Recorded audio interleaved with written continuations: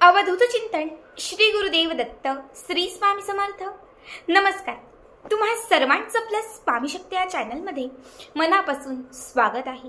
स्वामी तुम्हा सर्वांच्या सर्व इच्छा पूर्ण करोत एवढीच स्वामींच्या चरणी प्रार्थना करते आणि आपल्या आजच्या या नवीन आणि सुंदर व्हिडिओला पुन्हा एकदा नव्याने सुरुवात करते। भक्तांनो, बघाच शनिवार, आजच्या व्हिडिओमध्ये मी तुम्हाला याच शनिवारी करावायचा एक सर्वात प्रभावी उपाय सांगणार आहे। फक्त एक शनिवार हा उपाय करा, पुढचा शनिवार येण्याच्या आत या उपायाचा चमत्कार पहा। शनिवारचा दिवस हा शनिदेवांसाठी समर्पित असतो। शनिवारचा दिवस हा हनुमानांसाठी समर्पित असतो। शनिवारचा दिवस हा नकारात्मक शक्तीला घराच्या बाहेर काढण्यासाठी सर्वात प्रभावी दिवस मानला जातो। शक्यतो उपाय आणि उतारे शनिवारच्याच दिवशी केले जातात, कारण शनिवारी केलेले उपाय आणि उतारे 100% लाभ देणारे असतात। बघा, आपल्या आयुष्यात खूप शत्रुपीडा असेल, शत्रूंचा खूप त्रास असेल, कर्ज वाढत चाललेलं असेल, घरात खूप दरिद्रता आलेली असेल, घरामध्ये क्लेश कलह होत असतील, सतत आजारपण असेल, तर या सगळ्या गोष्टींना आपल्या घरातून आपल्या जीवनातून बाहेर काढण्यासाठी आजच्या व्हिडिओमध्ये मी तुम्हाला खूप महत्त्वाचा उपाय सांगणार आहे। फक्त एक शनिवार हा उपाय करा, पुढचा शनिवार येण्याच्या आत या उपायाचा चमत्कार पहा।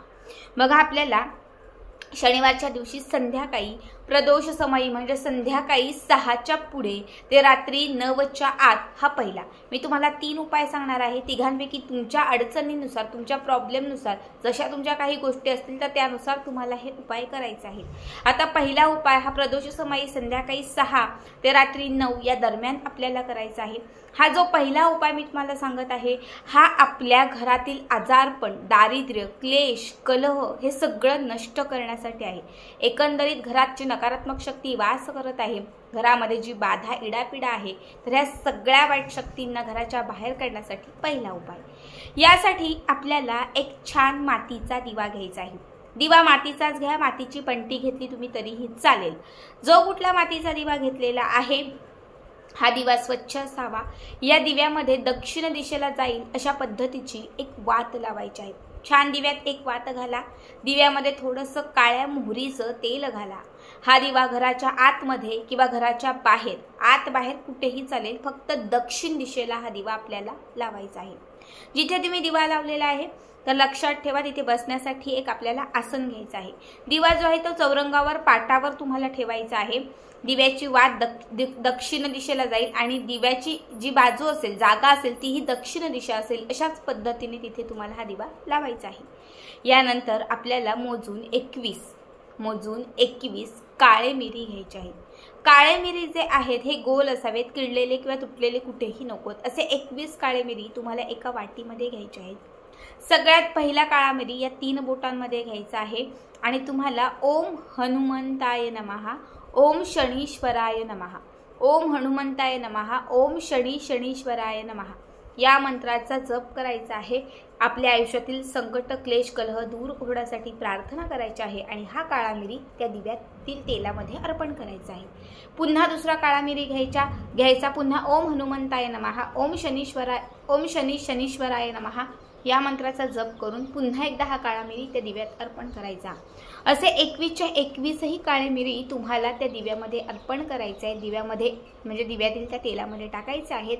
यानंतर घरात मोठं एखादं खोलगट भांडं असेल तर ते त्या दिव्यावरती उघडं ठेवायचं आहे आणि रात्रभर हा दिवा तुम्हाला झाकून ठेवायचा आहे। तो रात्री विजला जे काही होईल, एकदा झाकण ठेवल्यावर काढायचा नाही। दुसऱ्या दिवशी सकाळी उठाल, आंघोळ केल्यानंतर या दिव्यावर ठेवलेलं जे झाकण आहे ते काढून घ्यायचं। दिव्याची काजळी त्या वरती भांड्याला जेवढी साठली असेल ती एकत्रित करायची। त्याचा एक तिकडा स्वतःला लावायचा, घरातल्या प्रत्येक सदस्याला लावायचा आणि घराच्या मुख्य प्रवेशद्वारावरती याच काळ्या काजळीचा एक स्वस्तिक काढायचा। समजा काजळी खूप कमी असेल, जर शक्य नसेल तर घराच्या मुख्य प्रवेशद्वाराला म्हणजे जे मुख्य प्रवेशद्वार असतं त्याचा जो उंबरठा असतो किंवा तो दरवाजा असतो तर त्याला 5 बोटं, 1 2 3 4 5 अशी 5 बोटं ह्या काळ्या काजळीची लावली तरीही चालेल। हा उपाय तुम्ही 1 शनिवार, 2 शनिवार, 5 7 जेवढे शनिवार तुम्हाला हवा आहे तेवढ्या शनिवार करू शकता। याने तुमच्या घरातील सर्व नकारात्मक शक्ती घराच्या बाहेर जाईल, घराला लागलेली नजरबाधा दूर होईल, क्लेश कलह नष्ट होतील आणि तुमच्या जीवनामध्ये सुख समृद्धी येईल। यानंतरचा दुसरा उपाय आहे इच्छापूर्तीसाठी। बघा, शनिवारच्या दिवशी इच्छापूर्तीसाठी तुम्हाला हा दुसरा उपाय करायचा आहे। यासाठी तुम्हाला एक छान दिवा घ्यायचा आहे। कुठलाही दिवा तुम्ही घेऊ शकता। देवघरात जो संध्याकाळी आपण दिवा लावतोय तो दिवा लावून घ्यायचा। संध्याकाळची आपली जी नित्यसेवा पूजा आहे ती करून घ्यायची। त्यानंतर हा जो दुसरा आपण दिवा घेतलेला आहे हा दिवा तुम्हाला घराच्या आपलं जे देवघर आहे घरामध्ये, या देवघराच्या आजूबाजूला कुठे जागा असेल तिथे किंवा एखादा पाट ठेवा देवघराच्या समोर, चालेल, त्याच्यावरती हा दिवा तुम्हाला लावायचा आहे। या दिव्यामध्ये आपल्याला 4 वाती घालायच्या आहेत, कारण आपल्याला हा दुसरा दिवा चौमुखी लावायचा आहे। चौमुखी दिवा लावल्यानंतर म्हणजे दिव्यामध्ये तुम्ही तूप घाला, तेल घाला, जे शक्य असेल ते तुम्हाला घालायचं आहे। 4 वाती प्रज्वलित करून झाल्या की त्याच्यानंतर या दिव्यामध्ये आपल्याला घालायच्या आहेत त्या 11 अख्ख्या लवंगा। फुलवाल्या अख्ख्या असणाऱ्या 11 लवंगा घ्यायच्या आहेत। एका वाटीत शेंदूर घ्यायचा आहे। एक जी लवंग आहे ती शेंदुरामध्ये मिक्स करायची आहे आणि त्याच्यानंतर शेंदुरामध्ये मिक्स म्हणजे त्याचं जे फूल आहे ते शेंदुरामध्ये मिक्स करायचं आहे आणि त्यानंतर ही लवंग आपल्या उजव्या हातामध्ये घेऊन तुम्हाला हनुमान चालीसा म्हणायचा आहे आणि त्याच्यानंतर ही लवंग त्या दिव्यात अर्पण करायची आहे। दुसरी लवंग घ्यायची, पुन्हा शेंदुरात मिक्स करायची, इच्छा व्यक्त करायची, आपली इच्छा हनुमानांना पूर्ण करण्यासाठी प्रार्थना करून हनुमान चालीसाचं पठण करून ही लवंग त्या दिव्यातील तेलामध्ये अर्पण करायची। अशा 11च्या 11 ही लवंगा एक एक करत अभिमंत्रित करत हनुमान चालीसेचं पठण करत इच्छा व्यक्त करत तुम्हाला सगळ्या त्या लवंगा त्या दिव्यातील तेलामध्ये अर्पण करायच्या आहेत। आता हा दिवा तुम्हाला कमीत कमी 2 ते 3 तास तरी प्रज्वलित राहील। रात्रभर राहिला तर उत्तम आहे, पण 2 ते 3 तास तरी प्रज्वलित राहील अशा पद्धतीने हा दिवा तुम्हाला पेटताच ठेवायचा आहे। ठीक आहे, आता दिवा जरी विझला किंवा जरी पेटता असला तरी तुम्हाला रात्रभर तिथेच ठेवून द्यायचं आहे। दुसऱ्या दिवशी म्हणजे रविवारच्या दिवशी सकाळी स्नान वगैरे झालं की त्यानंतर या दिव्यामध्ये घातलेल्या सगळ्या लवंगा तुम्हाला काढायच्या आहेत। काढून तुम्हाला त्या लाल रंगाच्या कागदात किंवा कापडात किंवा सफेद पांढरा कागद असेल तरीही चालेल, त्यामध्ये ह्या 11च्या 11 लवंगा व्यवस्थित तुम्हाला टाकून घट्ट बांधायच्या आहेत। म्हणजे त्याची एक छोटीशी पुडी किंवा पोटली तयार करा आणि तयार झालेली ही पुडी किंवा पोटली कुठल्याही पिंपळाच्या झाडाजवळ जाऊन तिथे जी माती असेल तर त्या मातीमध्ये दाबून द्या। हा उपाय केल्यानंतर तुमची कितीही कठीण असणारी इच्छा पूर्ण होईल। तुमच्या आयुष्यामध्ये अडलेली वर्षानुवर्षांपासून अपूर्ण असणारी इच्छा पूर्ण होईल। आता हा उपाय तुम्ही 15-15 दिवसाच्या गॅपने करू शकता। या शनिवारी केला, समजा काही लोकांची इच्छा त्वरितही पूर्ण होईल, काही लोकांची नाहीच झाली तर 15 दिवस जाऊ दे, अजून एक शनिवार जाऊ दे, त्याच्या पुढचा जो शनिवार येईल त्या शनिवारी पुन्हा सेम याच पद्धतीने 11 लवंगा घेऊन दिव्यात अर्पण करून अभिमंत्रित करून दुसऱ्या दिवशी त्या लवंगा पिंपळाच्या झाडाजवळ इच्छा व्यक्त करून पुरा। खूप साधा, खूप सोपा इच्छापूर्तीसाठी हा सर्वात प्रभावी उपाय आहे। यानंतरचा तिसरा उपाय हा पितरांच्या ऋणांतून मुक्तता मिळवून देण्यासाठी, पितृदोष नष्ट करण्यासाठी, आपल्या घरावरती अखंड स्वरूपाने पितरांना प्रसन्न करण्यासाठी हा तिसरा उपाय। यासाठी काय करायचंय तर आजूबाजूला कुठेही पिंपळाचं झाड असेल तिथे जायचंय, कारण पिंपळाच्या झाडावरती पितरांचा वास असतो आणि शनिवारचा दिवस हा पितरांसाठीही समर्पित असतो। म्हणून तुम्हाला एक मोहरीच्या तेलाचा दिवा घेऊन पिंपळाच्या झाडाजवळ जायचं आहे। दिवसभरात संध्याकाळी कुठल्याही वेळात गेला तरीही चालेल, तिथे जाऊन एक दिवा तुम्हाला प्रज्वलित करायचा आहे मोहरीच्या तेलाचा। पिंपळाच्या झाडाला प्रदक्षिणा घालायची आहे, तिथे बसून 108 वेळा ओम पितृदेवाय नमः या मंत्राचा जप करायचा आहे आणि त्यानंतर या दिव्यामध्ये, हा जो दिवा आहे या दिव्यामध्ये तुम्हाला एक चिमूटभर काळे तीळ घालायचे आहेत। काळे तीळ घालत असताना ओम पितृदेवाय नमः ओम पितृदेवाय नमः या मंत्राचा जप करायचा आहे। बघा, काळे तीळ हे पितरांसाठी समर्पित आहेत। जसे तुम्ही हे काळे तीळ त्या दिव्यात अर्पण कराल शनिवारच्या दिवशी, त्या वृक्षावर असणारे जे पितर आहे ते प्रसन्न होतील। जेव्हा तुम्ही त्यांचं स्मरण कराल ते स्मरण ऐकून ते खुश होतील आणि तुम्हाला तथास्तु म्हणतील, आशीर्वाद देतील, ज्यामुळे कितीही प्रखर असणारा पितृदोष नष्ट होईल। असंख्य लोक असे आहेत की प्रत्येक शनिवारी न चुकता हा उपाय करतात। आता आपल्याला प्रत्येक शनिवारी नाही जमला, एखाद्या शनिवारी जरी हा उपाय केला तरी खूप आहे।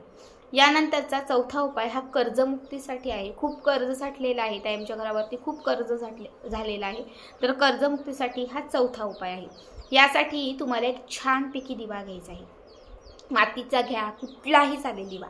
हा जो दिवा आहे हा दिवा तुम्हाला शनिवारच्या दिवशी आपल्या अंगणात, गॅलरीत, टेरेसवर जिथे कुठे तुळशी माता असेल तर त्या तुळशी मातेच्या समोर लावायचा आहे। दिवा लावल्यानंतर दिवा अगोदर तुळशीच्या समोर छान प्रज्वलित करून घ्यायचा, दिव्याला हळदी कुंकू अर्पण करून घ्यायचं आणि त्याच्यानंतर आपल्याला 2 अख्खे तमालपत्र घ्यायचे, 2 अख्खे तमालपत्र। एक तमालपत्र घ्यायचं आहे, त्या तमालपत्रावरती तुम्हाला कर्जमुक्ती असं लिहायचं आहे आणि दुसरं तमालपत्र जे घेतलेलं आहे त्या तमालपत्रावरती तुमच्या कर्जाचा अंक म्हणजे कर्जाचा आकडा 1 लाख 2 लाख 5 लाख 4 लाख जे काही असेल ते लिहायचं आहे। दोनही तमालपत्र तुम्हाला तुळशीच्या समोर घेऊन तिथे आसन टाकून बसायचं आहे। दिवा प्रज्वलित झाला की त्याच्यानंतर दोनही तमालपत्र अभिमंत्रित करायचे। पहिलं कर्जमुक्ती असं लिहिलेलं जे तमालपत्र आहे ते उजव्या हातात घ्यायचे, हाताची मूठ बंद करायची। त्यानंतर तुम्हाला जे वल्गासूत्र आहे, वल्गासूत्र तुम्हाला यूट्यूबलाही मिळून जाईल, हे म्हणायचं आहे। नाही शक्य तर तुम्ही हनुमान चालीसा म्हटलात तरीही चालेल, जे कर्जमुक्तीसाठी खूप प्रभावी मानलं जातं, किंवा मग तुम्ही हनुमान चालीसा म्हटलात तरीही चालेल, संकटमोचन स्तोत्र म्हटलं तरीही चालेल। यापैकी काहीही तुम्हाला म्हणायचं आहे आणि कर्जमुक्ती असं लिहिलेलं जे तमालपत्र आहे ते त्या दिव्यावरती जाळायचं आहे। दिव्यामध्ये जी ज्योत आपण लावलेली आहे, ज्यातून अग्नी बाहेर पडत आहे, तर तिथे बरोबर हे तमालपत्र पकडायचं आहे आणि संपूर्ण तमालपत्र हे जे आहे ते आपल्याला प्रज्वलित करायचं आहे। यानंतर दुसरं तमालपत्र घ्यायचं ज्यावरती आपण कर्जाचा आकडा लिहिलेला आहे आणि तिथे मात्र आपल्याला त्या तमालपत्राला पॉझिटिव्ह अफर्मेशन द्यायचे आहे। पॉझिटिव्ह अफर्मेशन देत असताना तुम्हाला इतकंच म्हणायचं आहे की कर्ज माझ्या आयुष्यातून दूर झालेलं आहे, कर्जातून मी मुक्त झालेलो आहे आणि मी आता माझ्या आयुष्यामध्ये कर्जमुक्त जीवन जगणार आहे आणि मी खूप खुश आहे, असं तुम्हाला पूर्ण पॉझिटिव्ह अफर्मेशन त्या तमालपत्राला द्यायचे आहेत। आणि त्यानंतर तो अंक लिहिलेलं जे तमालपत्र आहे, आता अंक किंवा जे तुम्ही कर्जमुक्ती लिहिलेलं आहे हे निळ्या रंगाच्या, पिवळ्या, नारंगी, लाल कुठल्याही शाईच्या पेनाने तुम्ही लिहू शकता, ठीक आहे। आता हे दुसरं तमालपत्र आहे ते देखील तुम्हाला त्या अग्नीमध्ये प्रज्वलित करायचं आहे। हा उपाय जर प्रत्येक शनिवारी कमीत कमी तुम्ही 21 शनिवार हा उपाय केला, 21, आता असंही आपण 2-4 वर्ष कर्ज फेडतच जातो, पण जर 21 शनिवार न चुकता न गॅप पडता, मासिक धर्मात समजा एखादा दिवस गेला पण न चुकता आपण जर 21 शनिवार हा उपाय केला तर तुमचं करोडोचं कर्ज जे असेल ना तेही फिटायला वेळ लागणार नाही। कारण तमालपत्र जे आहे ते अट्रॅक्शन पॉवरसाठी, लॉ ऑफ अट्रॅक्शनमध्ये, ब्रह्मांडांच्या शक्तींमध्ये जे तमालपत्र आहे ह्या तमालपत्राची रेमडीज खूप प्रभावी असते आणि शनिवारच्या दिवशी जर ही रेमडीज तुम्ही जर दिव्यासोबत केली तर ती 100% लाभ देणारी ठरते। बघा आता मी 4 रेमडीज सांगितलेले आहेत, 4 उपाय सांगितलेले आहेत, जसे जमतील तसे करा, पण आवर्जून करा। आणि आजचा व्हिडिओ कसा वाटला नक्कीच कमेंट करा। श्री स्वामी समर्थ, जय जय स्वामी समर्थ।